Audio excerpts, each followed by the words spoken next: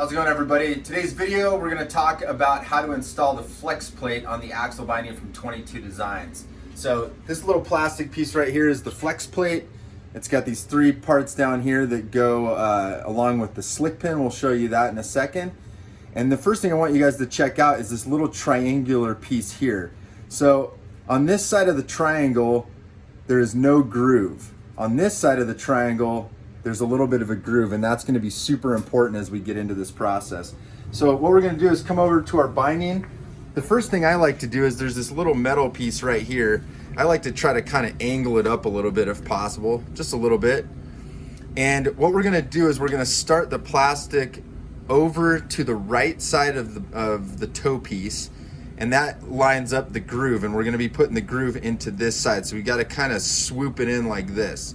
So what we're going to do is start over on the right side of the piece, kind of line it up, and what you got to do is kind of push down and you'll feel it, and then you kind of want to work it to the side and you'll feel it slide in. Sometimes with newer ones it's a little bit tougher, and I'll actually grab a flathead screwdriver and you can kind of wedge it in here and push it into place. So that's something you may want to do, is use a flathead to get it into place.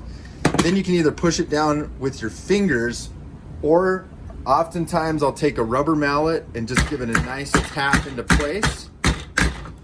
The one thing you want to check is if you lift up right here, you want to make sure that that part does not come up.